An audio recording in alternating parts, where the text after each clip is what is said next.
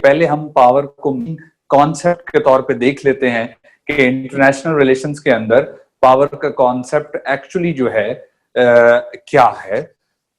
Power POWER 5 alphabet का जो एक वर्ड है, इसके मीनिंग्स पॉलिटिक्स के अंदर या इंटरनेशनल रिलेशंस के अंदर बिल्कुल ही डिफरेंट हैं। वो इस वजह से हैं कि यहां पे पावर की को कैपेबिलिटीज की फॉर्म में देखा जाता है, पावर को as a tool to create influence, to expand influence, to influence somebody, इस तरह से देखा जा रहा होता है। पावर किसी भी स्टेट की डिफरेंट हो सकती है, बट ये नहीं कहा जा सकता कि किसी स्टेट के पास कोई पावर है ही नहीं।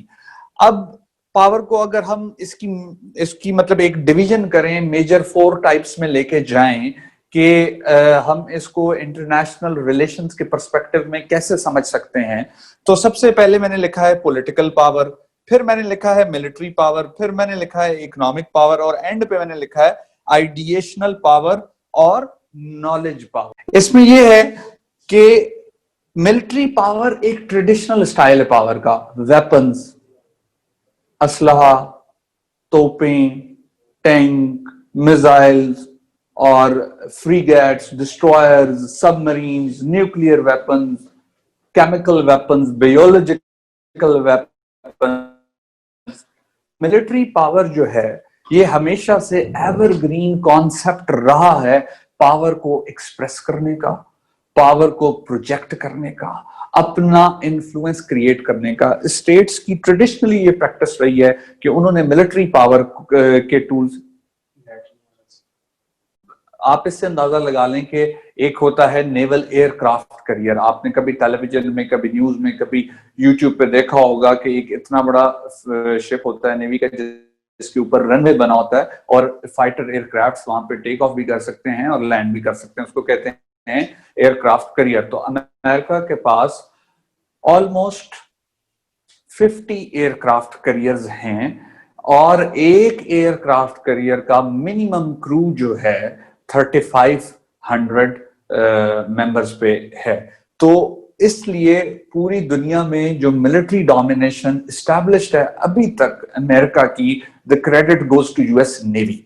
फिर मिलिट्री पावर में न्यूक्लियर वेपन्स भी आ जाते हैं। 1945 के बाद जब वर्ल्ड वॉर 2 खत्म हुई तो वर्ल्ड वॉर 2 का जो एंड था वो बड़ा एक एब्रप्ट और यूनिक और डिफरेंट था, क्योंकि यूएसए ने 2 जापानीज सिटीज हिरोशिमा और नागासाकी पर न्यूक्लियर बॉम्ब ड्रॉप की, और इस तरह का वेपन पहले वर्ल्ड में किसी स्टेट के पास नहीं था और किसी ने देखा भी नहीं था। यहां से मिलिट्री पावर के अंदर नई एडिशन हुई न्यूक्लियर वेपन्स की और फिर मिसाइल्स की, और इसको हम स्ट्रेटेजिक वेपन्स भी कह रहे होते हैं। और इनके अपग्रेडेड वर्जन फिर एयरफोर्स, नेवी और ग्राउंड फोर्सेस के पास भी आते चले गए, जिनमें बैलिस्टिक मिसाइल्स हैं, जिनमें हाइपरसोनिक मिसाइल्स हैं, जिसको क्रूज मिसाइल भी आप कह रहे होते हैं, but that all comes in the basket of military power.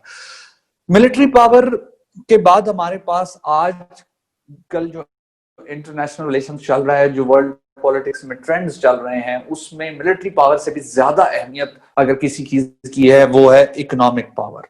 Now what is economic power? बहुत आसान करके अगर हम इसको देखें तो देखें, किसी भी स्टेट के पास इतने सरप्लस में रेवेन्यू हो कि वो दूसरी स्टेट्स की फाइनेंशियली हेल्प कर सके, वो दूसरी स्टेट्स को लोन भी दे सके, वो दूसरी स्टेट्स के अंदर प्रोजेक्ट फाइनेंसिंग इन्वेस्टमेंट भी कर सके, और ऐसा वो तभी कर सकेगी स्टेट जब उसके पास अपने जो हैं एक्सपेंडिचर्स के अलावा रेवेन्यू होगा। Is it running? ठीक है, अच्छा। तो अब इसमें आईएमएफ की एग्जांपल लेते हैं, इंटरनेशनल मॉनेटरी फंड। सारे गालियां देते हैं आईएमएफ को पाकिस्तान के अंदर, लेकिन इसको समझने की कोशिश नहीं की जाती। इंटरनेशनल मॉनेटरी फंड के ऑलमोस्ट कोई 183 मेंबर स्टेट्स हैं, और उसका जो बोर्ड ऑफ डायरेक्टर्स या बोर्ड ऑफ गवर्नर्स है, उनमें वो स्टेट्स शामिल हैं जो सबसे ज्यादा कंट्रीब्यूट करते हैं आईएमएफ के एनुअल बजट में, उनके प्रोग्राम्स में। तो सबसे ज्यादा कंट्रीब्यूट करता है हमेशा से अभी तक वो उसका नाम है यूनाइटेड स्टेट्स ऑफ अमेरिका।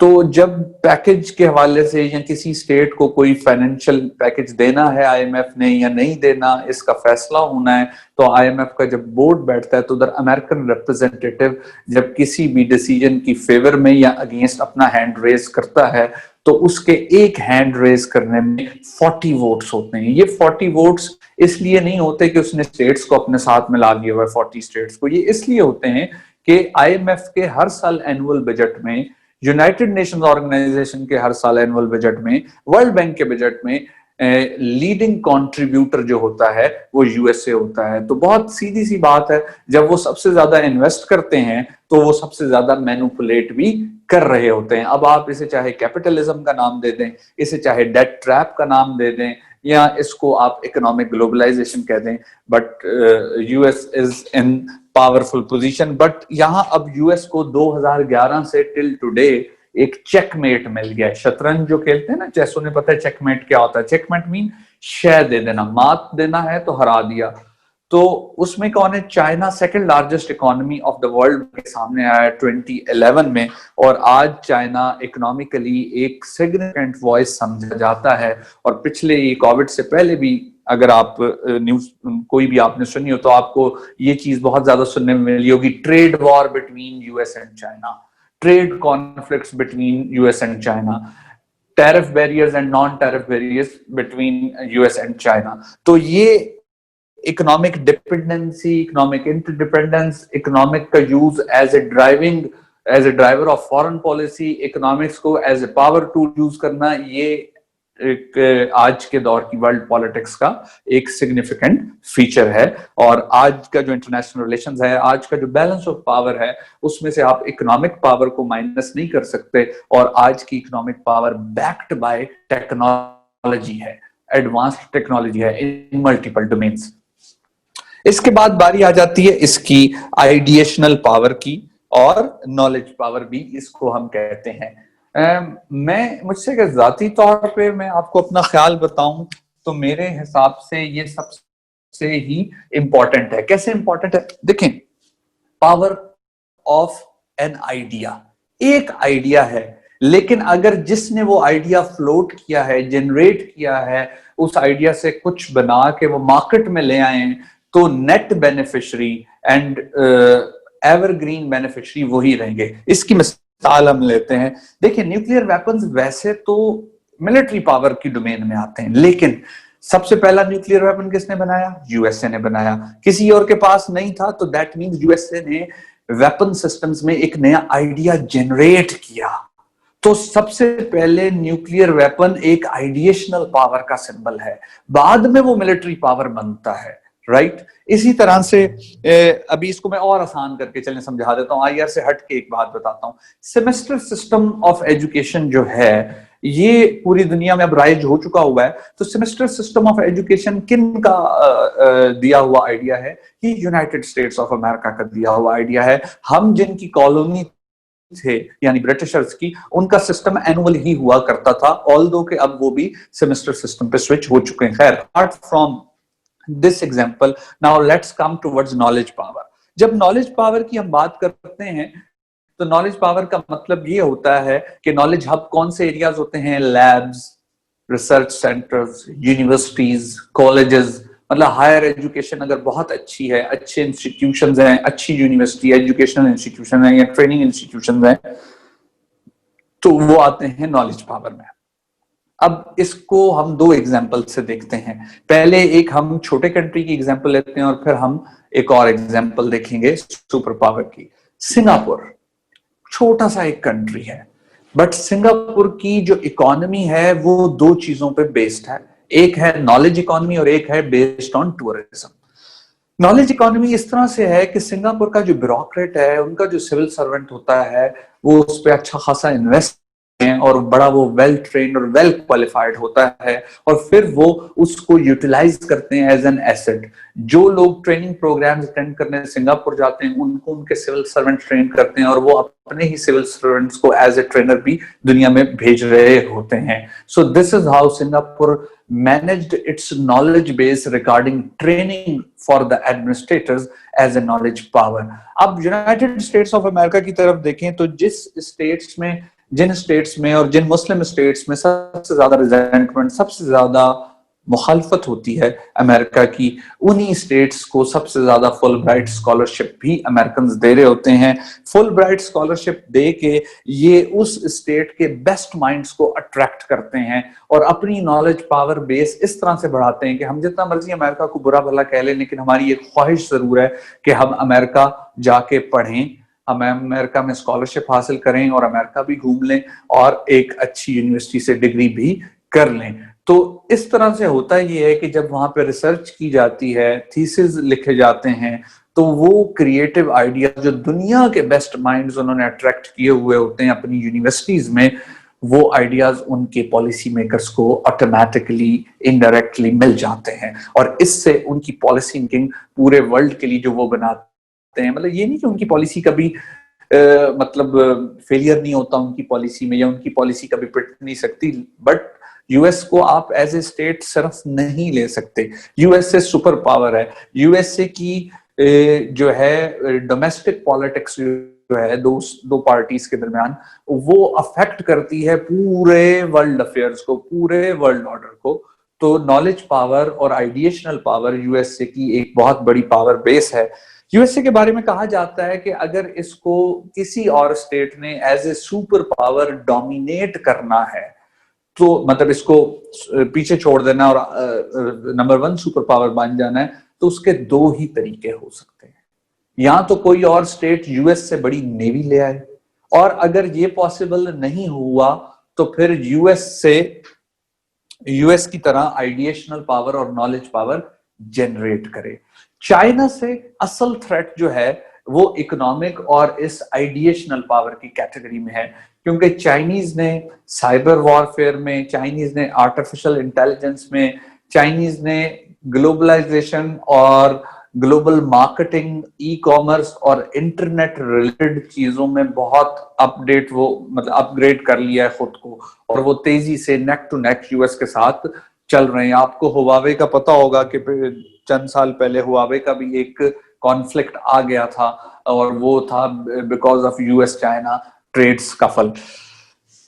अब चाइना जो है, चाइनीज इकोनॉमिक मॉडल दुनिया में आहिस्ता आहिस्ता इंट्रोड्यूस होना शुरू हो गया है। ये एकदम तो नहीं यूएसए वाले मॉडल को रिप्लेस कर देगा, it will take time, but knowledge power के कॉन्टेक्स्ट में देखें तो यूएस को जिस चीज ने सबसे ज्यादा एज दिया वो ये था कि वो तमाम स्टेट्स वर्ल्ड में जो ब्रिटिश कॉलोनीज हुआ करती थी, वहां पे इंग्लिश तो बोली भी जाती थी, पढ़ाई भी जाती थी और किसी हद तक समझी भी जाती थी। अब यूएसए की भी लैंग्वेज इंग्लिश है, थोड़ा सा फर्क है उस इंग्लिश में और ब्रिटिश इंग्लिश में।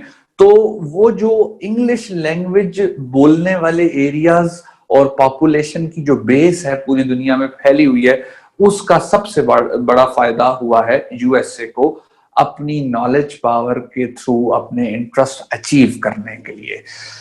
अब मैंने डेलिबरेटली छोड़ा हुआ था पॉलिटिकल पावर। पॉलिटिकल पावर इसलिए मैंने छोड़ा हुआ था कि पॉलिटिकल पावर जो होती है वो सपोर्टेड या backed by any of these 3 होती है। मिसाल के तौर पे अगर कोई स्टेट मिलिटरीली पावरफुल है तो ऑटोमेटिकली उसकी पॉलिटिकल पावर में इजाफा हो जाता है, ये चीज उसकी पॉलिटिकल पावर को कॉम्प्लीमेंट करती है। अब पॉलिटिकल पावर को आप डिफाइन कैसे करेंगे?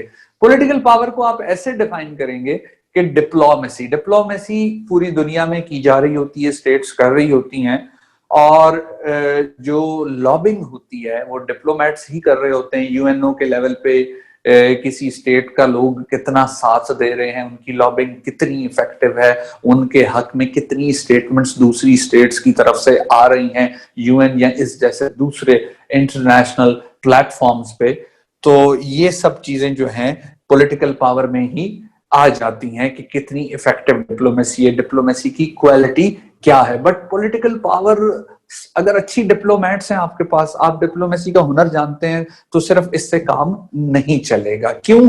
आपके पास एक मिलिट्री पावर की सपोर्ट नहीं है तो भी पॉलिटिकल पावर के थ्रू आप कुछ अचीव इतना खास नहीं कर सकते। आपके पास इकोनॉमिक पावर की सपोर्ट नहीं है अगर, तो भी आप कुछ इतना खास अचीव कर सकते हैं। और आइडिएशनल एंड नॉलेज पावर तो बड़ी लॉन्ग टर्म बेस्ड होती हैं। हम आइडिया बनाना, उसको सेल करना, फिर उसे मार्केट करना, प्रोजेक्ट करना। आप देखें, यूएसए ने सबको न्यूक्लियर वेपन्स के पीछे लगाया ना, उसने खुद बना लिया, तो उसके बाद यूएसएसआर ने बनाया, यूएसएसआर के बाद जो है यूके ने बना लिया, यूके के बाद फ्रांस ने बना लिया, फ्रांस के बाद चाइना ने बनाया, चाइना के बाद इंडिया ने बनाया, इंडिया के बाद पाकिस्तान ने बनाया, इसी दौरान इसराइल ने भी बना लिया, और बाद में 21st सेंचुरी की बिगनिंग में, फर्स्ट डिकेड में नॉर्थ कोरिया ने भी बना लिया। अब अगर यूएसए ने पहले ना बनाया हुआ होता, ये आइडिया ना आया हुआ होता वर्ल्ड वेपन सिस्टम में, तो शायद दूसरी स्टेट्स इस तरफ ड्रैग करती ही नहीं। तो आइडिएशनल पावर भी पॉलिटिकल पावर को कॉम्प्लीमेंट कर रही होती है। बताने का मकसद ये है कि political power individually as such इतनी अहमियत नहीं रखती, इतनी वैल्यू नहीं रखती, लेकिन जब उसको बैकिंग सपोर्ट मिल जाती है मिलिट्री पावर की, या इकोनॉमिक पावर की, या आइडिएशनल पावर, या नॉलेज पावर की, या इन तीनों की, तो फिर वो बहुत ज्यादा इफेक्टिव हो जाती है। अब मैंने इधर साइड पे एक बॉक्स लिखा हुआ है, बनाया हुआ है, जिसमें है हार्ड पावर और सॉफ्ट पावर। तो हार्ड पावर और सॉफ्ट पावर जो है, ये दो मेजर कैटेगरीज हैं।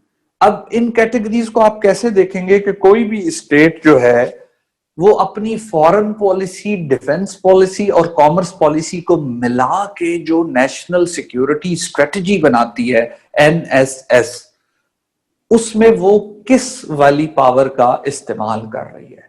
हार्ड पावर का मतलब ये है use of force. Hard power का मतलब है कोर्सिव, कोर्स करना, कोर्स मीन प्रेशराइज करना, थ्रेट करना, रेजिम चेंज, हुकूमत का तख्ता उलट कर रख देना किसी छोटी स्टेट की, या जिधर कोई स्टेट की गवर्नमेंट आपकी बात नहीं मान रही, और सैंक्शंस, पाबंदियां लगा देना। ये सब क्या है? हार्ड पावर टैक्टिक्स हैं। अगर किसी स्टेट की फॉरेन पॉलिसी आपको अग्रेसिव नजर आती है, किसी स्टेट की फॉरेन पॉलिसी में आपको ये वाले एलिमेंट्स ज्यादा नजर आते हैं जो मैंने गिनवाए हैं, threat, use of force, regime change, coercive measures etcetera, तो फिर वो हार्ड पावर का इस्तेमाल कर रहे हैं अपने नेशनल इंटरेस्ट को अचीव करने के लिए। और याद रखें, नेशनल इंटरेस्ट जब अचीव हो जाता है तो वो भी पावर को, किसी भी स्टेट की पावर को कॉम्प्लीमेंट कर रहा होता है, उसको या तो कंसोलिडेट करता है, जो पहले से पावर उसको मेंटेन रखता है, या फिर उसको बढ़ा देता है। नेशनल इंटरेस्ट का अचीव करना पावर के बढ़ने के साथ जुड़ा हुआ होता है। कभी भी नेशनल इंटरेस्ट के अचीव होने से पावर कम नहीं होती किसी भी स्टेट की। अब आते हैं सॉफ्ट पावर के तहत। तो सॉफ्ट पावर को समझने का तरीका बहुत ही आसान है। चौधरी परवेज इलाही साहब जब चीफ मिनिस्टर पंजाब थे ना, तो उन्होंने एक एजुकेशन और स्कूल ड्रॉप आउट्स खत्म करने के लिए एक कैंपेन चलाई थी कि बच्चे जो हैं स्कूल की तरफ ज्यादा आए। एक स्लोगन दिया था, मार नहीं प्यार। तो सॉफ्ट पावर का भी मतलब यही है, मार नहीं प्यार। अब वो प्यार कैसे? यहाँ पे भी एक स्टेट दूसरी स्टेट से अपनी मर्जी का ही काम करवाना चाहती है, या उसको अपना बनाना चाहते हैं, लेकिन तरीका मुख्तलिफ है। वो अब थ्रेट का सहारा नहीं लेंगे, यूज ऑफ फोर्स नहीं करेंगे, सैंक्शंस की धमकी नहीं लगाएंगे, रेजीम चेंज की कोशिश नहीं करेंगे। अब क्या करेंगे? अब वो ये करेंगे कि वो डायलॉग करेंगे, वो इंसेंटिव देंगे, वो उनको पीसफुल मीन सेटलमेंट की तरफ लेके आएंगे, वो डिप्लोमेसी से ज्यादा काम लेंगे, निगोशिएशन से काम लेंगे, पीसफुल को एग्जिस्टेंस, पुरअमन बकाए बाहमी, यानी जियो और जीने दो की पॉलिसी की तरफ आएंगे। तो इसको कहते हैं सॉफ्ट पावर अप्रोच, या सॉफ्ट पावर इसको आप कह सकते हैं। बहुत सारी स्टेट्स हैं, उनकी फॉरेन पॉलिसी में आपको दोनों फ्लेवर्स, दोनों कलर ऑफ पावर नजर आते हैं, यानी हार्ड पावर भी नजर आता है और सॉफ्ट पावर भी नजर आता है। तो इसको कहा जाता है, जब ये कॉम्बिनेशन हो तो इसको कहा जाता है स्मार्ट पावर। प्रेसिडेंट ओबामा का जो दौर था, ख़ुसूसन सेकंड उसका जो टेन्योर था, उसके बारे में यही बात एनालिस्ट की तरफ से सामने आ रही कि that was based on smart power, यानी थोड़ी सी हार्ड पावर यूज की है ओबामा ने और बाकी सारा उसने स्मार्ट पावर से किया। और स्मार्ट पावर से उसने किया क्या? स्मार्ट पावर से उसने ये किया कि क्यूबा, जिससे एक अरसे से डिप्लोमेटिक टाइज का मतलब ये होता है जब दोनों स्टेट्स ने एक दूसरे को रिकग्नाइज कर लिया हो तो फिर दोनों स्टेट्स के कैपिटल में एम्बेसीज बना दी जाती हैं और यहां से डिप्लोमेटिक रिलेशनशिप शुरू होता है दो स्टेट्स के दरमियान। तो क्यूबन मिसाइल क्राइसिस का नाम आप में से कुछ लोगों ने सुना होगा, 1962 में कोल्ड वॉर के दौर में हुआ था और क्यूबा हमेशा से उसका टिल्ट जो रहा है टुवर्ड सोवियत यूनियन और बाद में रशिया रहा है। लेकिन बहरहाल ओबामा एडमिनिस्ट्रेशन को ये क्रेडिट जाता है कि उन्होंने क्यूबा के साथ डिप्लोमेटिक रिलेशंस रिस्टोर किए। JCPOA, joint comprehensive plan of action, Iran nuclear deal जिसको उर्फ आम में कहते हैं, ये भी ओबामा के दौर में हुई। और ईरान जो कि ईरान का न्यूक्लियर प्रोग्राम वर्ल्ड पीस के लिए एक न्यूक्लियर थ्रेट समझा जाता था, उसको थ्रेट को न्यूट्रलाइज कर दिया गया और एक विन विन सिचुएशन क्रिएट की गई। फिर फर्दर अगर इसमें हम जाएं तो बायलैटरल स्ट्रेटेजिक एग्रीमेंट ओबामा के दौर में यूएस और अफगानिस्तान के दरमियान हुआ। इससे भी आप आगे जाएं तो ओबामा के दौर में NSS, न्यूक्लियर सिक्योरिटी समिट का इनिशिएटिव ओबामा ने लिया। वो कैसे लिया? वो इस तरह से लिया कि जिस तरह हमारे यहाँ पासिंग आउट परेड होती है मिलिट्री अकेडमीज में, तो यूएस मरीन्स की वेस्ट पॉइंट अकेडमी में वो पासिंग आउट परेड पे इनवाइटेड था एज चीफ गेस्ट। अभी मैं कर लूं खत्म तो फिर क्वेश्चंस को आंसर करता हूँ, राइट। तो चीफ गेस्ट के तौर पे उसने तकरीर की। वकील का अच्छा बोल लेता था। उसने कहा कि इस वक्त दुनिया को नॉन स्टेट एक्टर्स से तो खतरा है, लेकिन सबसे बड़ा खतरा यह है कि दुनिया में नॉन स्टेट एक्टर्स के हाथ अगर न्यूक्लियर वेपन्स या न्यूक्लियर वेपन्स बनाने वाला मटेरियल या टेक्नोलॉजी या न्यूक्लियर वेपन्स डिलीवरी व्हीकल्स लग गए तो इससे न्यूक्लियर टेररिज्म हो सकता है। अब ये तकरीर होने की देर थी कि उसके एक ही हफ्ते बाद व्हाइट हाउस से स्टेटमेंट और नोटिफिकेशन इश्यूज होते हैं और फिर ओबामा एडमिनिस्ट्रेशन के दौर में न्यूक्लियर सिक्योरिटी समिट्स होती हैं। पहली समिट 2010 में हुई, फिर 2012 में हुई, फिर 2014 में हुई और लास्ट 2016 में हुई। इसमें वो तमाम स्टेट्स जो न्यूक्लियर टेक्नोलॉजी और मटेरियल से रिलेटेड वर्क कर रही हैं, 50-55 के लगभग उनकी तादाद बनती है, उनके रिप्रेजेंटेटिव्स या हेड ऑफ द गवर्नमेंट्स आते थे और टेक्निकल स्टाफ भी आता था और एक्सचेंज ऑफ आइडियाज होता था कि किस तरह सेफ्टी एंड सिक्योरिटी ज्यादा बेहतर बनाई जा सकती है। ओबामा साहब तो चले गए हैं, दोबारा वो प्रेसिडेंट बनेंगे भी नहीं क्योंकि 2 दफा बन चुके हैं, बट वो आइडिया जो देके गए NSS का, न्यूक्लियर सिक्योरिटी समिट का, वो अब आपका सिलेबस का जो पोर्शन है पेपर 1 का, international nuclear non proliferation regime, उसका हिस्सा बन गया है अब वो आइडिया न्यूक्लियर सिक्योरिटी समिट का। तो अब मैं क्वेश्चंस को जरूर एड्रेस करूंगा। जी बताएं। सॉफ्ट पावर और strategy of USA in south Asia will work. South Asia में यूएसए सॉफ्ट पावर इस्तेमाल ही कहां कर रहा है? यहाँ तो वो हार्ड पावर टैक्टिक्स में आ रहे हैं। इंडिया के साथ उन्होंने अलायंस बनाया हुआ है और इंडिया को उन्होंने SHO ऑफ साउथ एशिया भी बना दिया हुआ है। ट्रंप एडमिनिस्ट्रेशन के जो 4 साल हैं ये mainly based on hard power हैं, ये सॉफ्ट पावर बेस्ड नहीं है। साउथ एशिया में सॉफ्ट पावर वर्क कर सकती है अगर यूएस एडमिनिस्ट्रेशन चाहे, अगर यूएस एस्टैब्लिशमेंट चाहे, लेकिन चाइना के हवाले से उन्हें ये लगता है कि उन्हें हार्ड पावर टैक्टिक्स करने पड़ेंगे। अब देखें कितनी कामयाबी उन्हें मिलती है। withdraw of forces from Afghanistan, उसी का सवाल है कि जो अफगानिस्तान से उन्होंने अपनी फोर्सेस निकाल रहे हैं, तो ये क्या सॉफ्ट पावर है? ये सॉफ्ट पावर नहीं है, ये इलेक्शन ट्रिक है। क्यों? अफगान वॉर जो चली आ रही है यूएस की तरफ से, ये यूएस की हिस्ट्री की लॉन्गेस्ट और कॉस्टलीस्ट वॉर है, बहुत महंगी वॉर है। अब चाहे रिपब्लिकन हो चाहे डेमोक्रेट्स हो, कोई भी प्रेसिडेंट अफोर्ड नहीं कर सकता कि वो ट्रूप्स ज्यादा देर यहां रखे या ज्यादा तादाद में ट्रूप्स रखे या फिर इसको ओनरशिप, यूएस ओनरशिप के साथ ग्लोबल वॉर ऑन टेरर के ऑपरेशंस को अफगानिस्तान में कंटिन्यू रखे। तो ट्रंप साहब ट्रूप्स विड्रॉल वाला काम करके और मिनिमल ट्रूप्स की प्रेजेंस अफगानिस्तान में रख के असल में अगली टर्म के लिए इलेक्शन जीतना चाहते हैं। वो कह रहा है कि how we can tackle us against our own interest. How we can tackle us against our own interest. Tackle US against our own interest. US में और हम में या इंडिया में पावर का बहुत फर्क है। Don't think like that. जब स्टेट्स डिप्लोमेसी के एरेना में वर्क कर रही होती हैं तो वो अपना पूरा जोर लगाती हैं कि उनका नेशनल इंटरेस्ट प्रोटेक्टेड रहे और उसमें काफी हद तक कामयाब भी रहती हैं। समटाइम्स उन्हें सेटबैक्स भी मिलते हैं। तो अभी तक तो समहाउ पाकिस्तान अपना नेशनल इंटरेस्ट सिक्योर करता आ ही रहा है। अब देखिए आगे जाके क्या होता है। Is USA toward China using hard power? USA का प्रॉब्लम ही है कि उन्हें हार्ड पावर यूज करने की ज्यादा आदत है और चाइना हार्ड पावर कहीं यूज ही नहीं कर रहा except Ladakh and south China sea. बाकी हर जगह चाइना की हर स्ट्रेटजी, हर पॉलिसी, हर अलायंस मेकिंग, हर प्रोजेक्ट सॉफ्ट पावर बेस्ड है। तो असल में सॉफ्ट पावर जो चाइना की इतनी ज्यादा एक्सपैंड कर चुकी है, इसका हल यूएस से नहीं निकल रहा। ओबामा एडमिनिस्ट्रेशन ने एक बहुत अच्छा प्लान दिया था, वो था टीपीपी, ट्रांस पैसिफिक पार्टनरशिप, और वो फिर ट्रंप एडमिनिस्ट्रेशन ने सेट असाइड कर दिया।